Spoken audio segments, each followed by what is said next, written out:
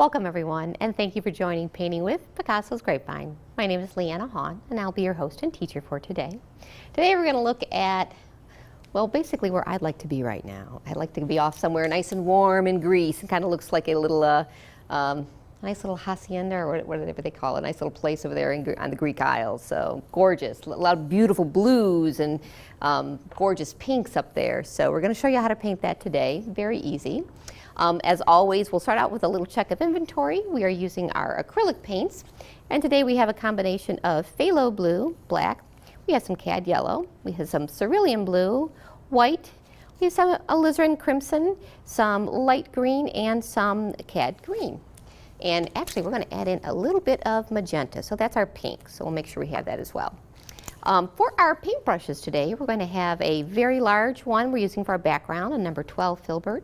It looks like it might be a number 4 filbert right here, a number 4 square, and a number 1 round. So, to get us going, we always kind of start by taking a look at our painting and saying, okay, what's first, what's going to come next? So where's our foreground, where's our background? So with this, it's really just going to be the sky. Our sky is kind of our background for this painting purpose. And then the foreground is really going to be this nice view of the door and all these beautiful, gorgeous flowers. So what we're going to do is kick this off by starting with our sky. Now I've used very frequently, I've used the phthalo blue with a combination of white. Today I'm going to change it up and use a cerulean blue with a combination of white. Makes a really nice light sky. So I'm grabbing a little bit of the cerulean and the white, mixing it together. And we're going to do some quick painting, just kind of back and forth. I'm going to be adding multiple colors directly to my canvas and letting them blend right on the canvas. So our sky is a combination of all these colors. So you're going to have some depth of the blue, you're going to have some very light highlights in the white. So you need to decide how brilliant or how faint of a blue you want to put in your sky. Totally up to you.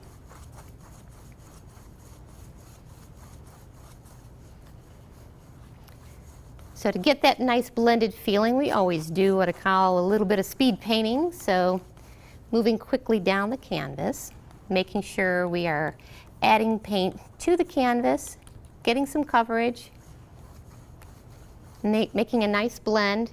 But you don't want to end up with one solid color, at least I don't. If you want to have a sky that has one solid color, that's beautiful as well.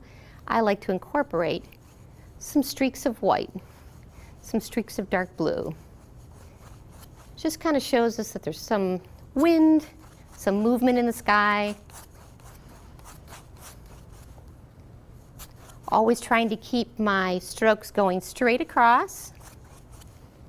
When you look up in the sky, you're going to see the wind moving in general. Looks like streaks back and forth.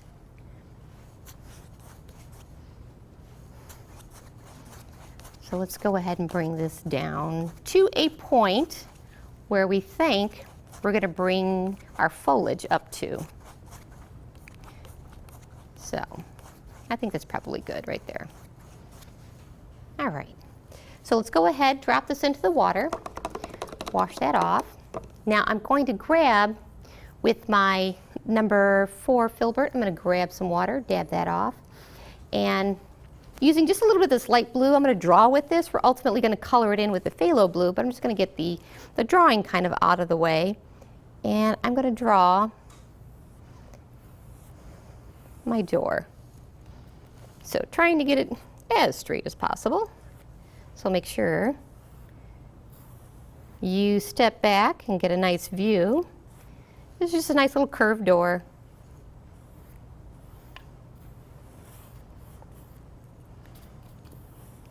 Very cool. All right, so we've got the placement there. Let's go ahead and wash that off. Now what I'm going to do is I'm going to mix up a little bit of gray. And very, very light. So I'm going to start off with my white, still keeping with that same brush. Grab just a hair of the black. And just kind of move in, grab a little bit of this gray. So what we're going to do is we're going to put in a little bit of a shadow on top. So we're trying to show again that the light is kind of shining here, and as a result, there's a shadow that appears over the top of the doorway.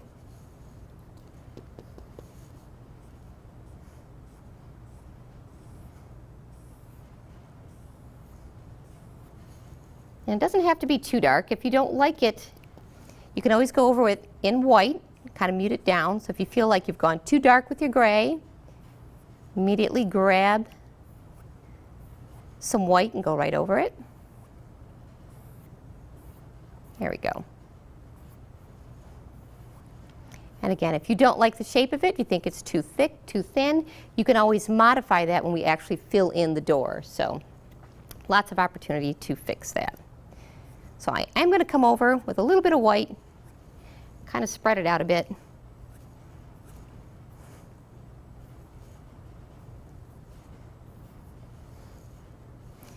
Kind of mute the transition between that door jamb and the wall.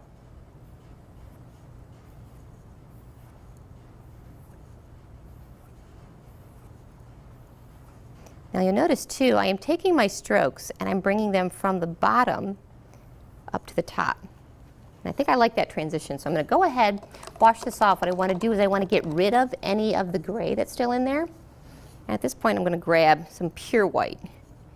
Just kind of bring that up.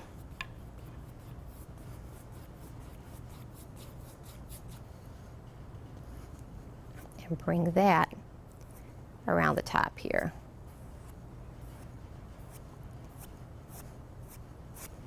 And what this will do is, again, kind of help transition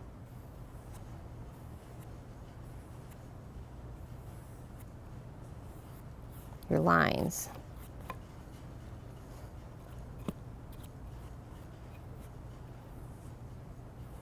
There we go. All right. So for you folks at home, you would go ahead, make sure you don't grab any green. Go ahead and fill in the rest of that front of the doorway here, or the front of the house, with some white. So I'm going to wash off my large brush so we can go ahead and get some broad coverage on that. And just kind of get some white. Now I know it sounds kind of weird saying, oh, I'm putting white on white, but what this does is it gives the ability to do some blending if you're going to do any more colors. So looks like I may have some green on the bottom there, but no problem. I'll just go right over it. Here we go. Next what I'm going to do is I'm going to move into the top here. So we're going to decide how we want our foliage to kind of fall. Remember that out in the woods, out in nature, there is nothing straight. So you want to have inconsistent tops of your foliage. So kind of start laying out where you want that foliage to sit. And I'm doing this with just a light dabbing motion. So we're going to have some stragglers kind of growing up high here. We're going to have some that kind of fall down. Leave yourself some space here in the center to build up where we're going to place the bougainvillea. And I know that's one of those plants that grow in Greece because it's so gorgeous and so nice and warm. I am jumping between the light green and the cad green. And every time I hit my canvas, I don't know if you can notice, I am changing the direction of my paintbrush. So what I'm trying to do is prevent myself from making a pattern. I keep on changing it, keep on changing it. So it looks like it's a little bit more, potentially, close to natural.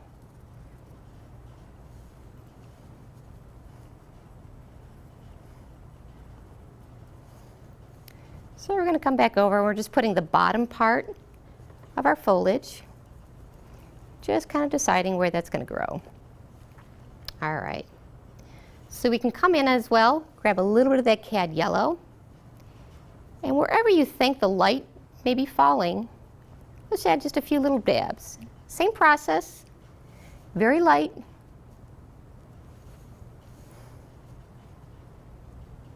Now you don't have to follow it as a consistent line. Feel free to add a few that are over to the right or opposite where the light would fall, but just weight it more heavier where the light would fall. So this just kind of gives it that nice highlighted feel.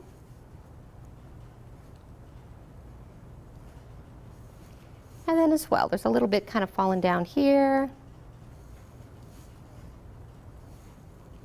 So we'll bring that in. All right. Now that we've got the bases of our greenery out, let's go ahead and wash that off. And we're going to start putting in those flowers. So we're going to start with our undertone, or our midtone rather. So we're going to grab some pink. Now pink in particular is really translucent, so I'm grabbing white right now, and I'm going to start with some white in it already, just because I'm actually going to come on top of it, add more pinks by themselves, get a much deeper pink. But for right now, because it is so translucent, you would just see right through it. So we've got to get some coverage on the canvas, and to achieve that, we do that by adding white. White is a wonderful medium. I know it sounds very counterintuitive to add white to get coverage, but that's how we get this to kind of cover the canvas and not see the white showing through. Again, we're using that same process. I'm just kind of dabbing and blotting.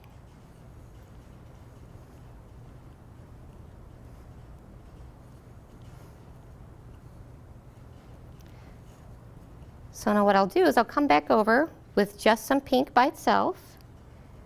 Go ahead, start adding a few highlights. Get some base color in there. And don't forget to let them kind of run off, because there's usually like a little strand that's just running off here somewhere, off by itself.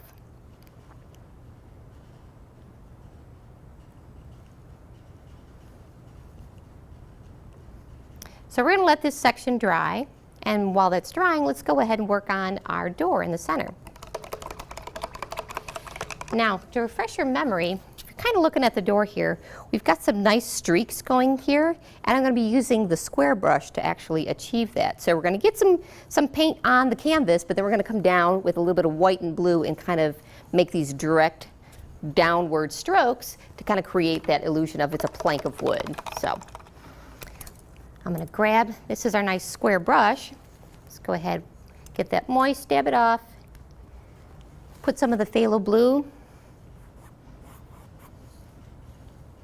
and let's get some coverage here.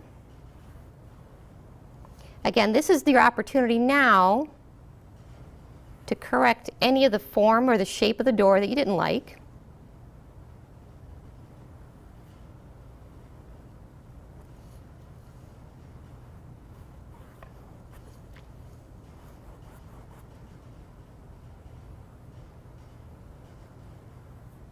Actually, I think I'm going to move over to my very large brush for right now.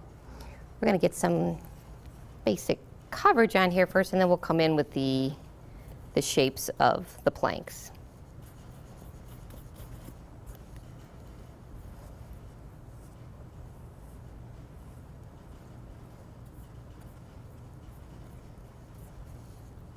Now we're going to be moving very quickly because we want to make sure that we get back on top of this blue while it's still wet, and adding the little bit of white to give it that plank feel.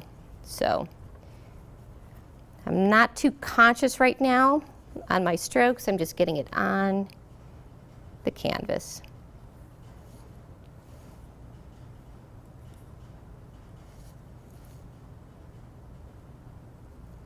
There we go. Okay, cool. All right. Now I'm going to go back to that square brush and adding a little bit of white, I'm going to grab some white And this is where you will at home have to stand in front of your canvas to make sure you get a nice straight line and kind of come upwards.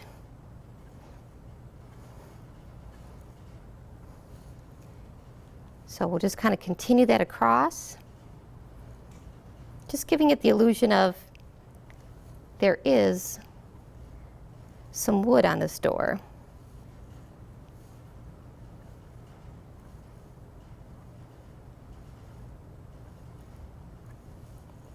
Now I'm not putting too much emphasis towards the edge. I'm kind of keeping it more focused in the center.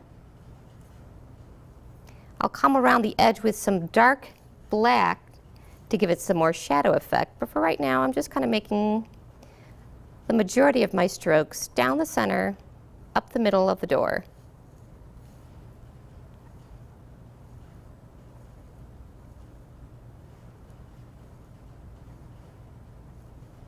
There we go.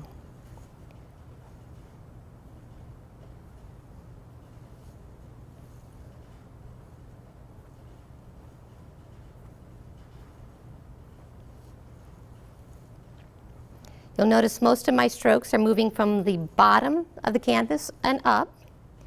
Just keep consistent.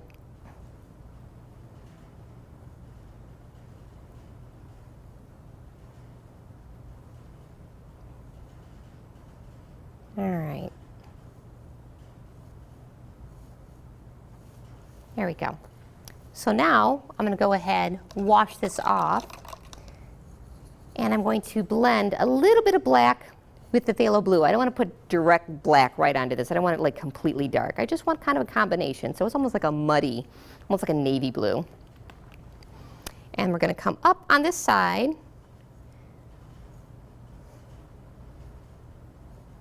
Just kind of creating some shadows.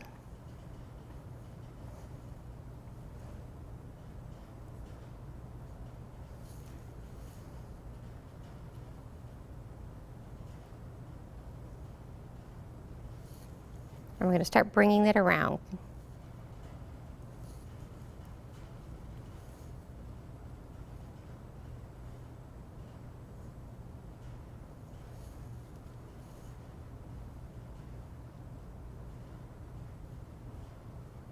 This is where you're going to probably spend a lot of your time just getting the shape of that nicely formed, feel comfortable with it.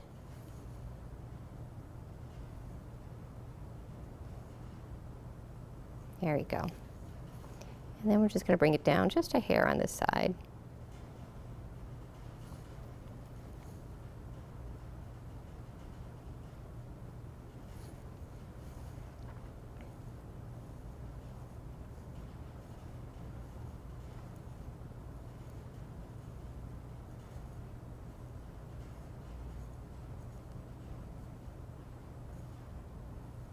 If you have any stops or starts in your strokes here, and what that means is where you've placed your paintbrush right onto the wet canvas, make sure you go from the bottom all the way up, still while it's wet, and you can erase your stops and starts.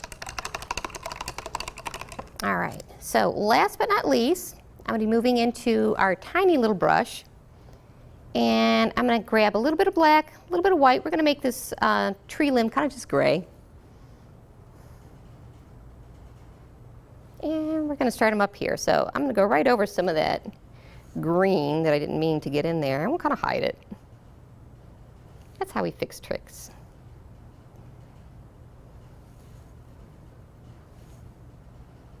So don't forget, trees are wonky, so do not make them nice and straight. Make sure you make them rather bumpy.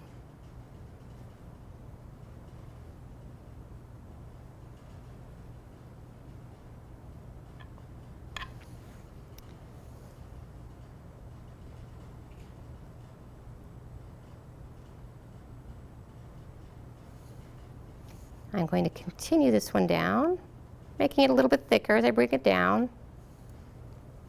Adding a little bit of highlight on here, a little bit of black.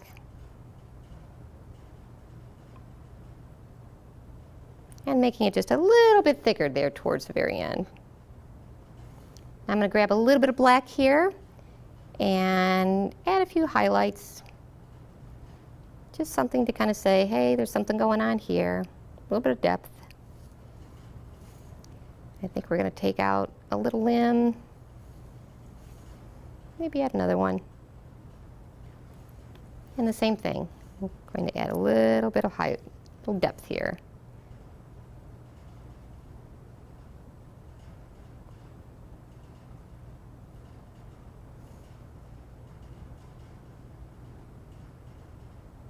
Okay, so that's feeling good for right now. Let's go ahead and wash this off. And we're going to move into our medium brush, which is our, oops, got to grab the wrong one. I'm going to grab the round one. And we're going to come in, grab some of this alizarin crimson, add to the depth that we created here. Kind of focusing some of these blobs towards the bottom, maybe a little bit in the middle. Assuming that the light is not focused there, and therefore this part of the flower is much darker. Throw some in the middle.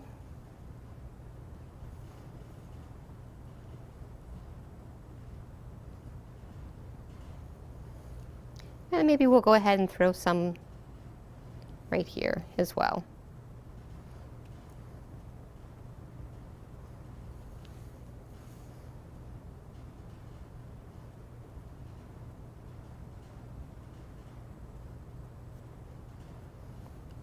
And then last but not least, I'm going to grab some of this white, come back in here, emphasize some of the lighter areas.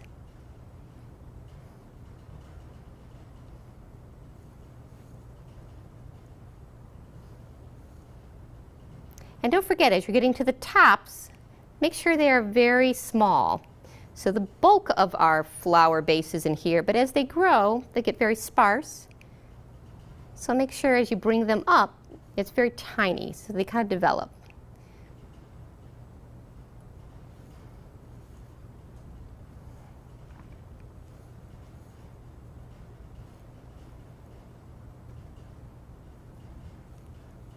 All right. So you can play with this, adding the different color combinations. You notice here I'm jumping back and forth between the pinks and the red, just as I feel. Kind of looks like, oh, needs a little bit of depth here, a little more highlight, grab the highlight piece, and that's the fun of it. I'm not going to complete this side. That'll give you guys something to do at home.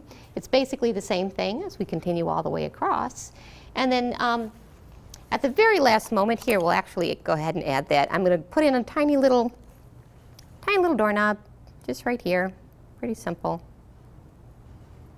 And just a dash of white as a highlight.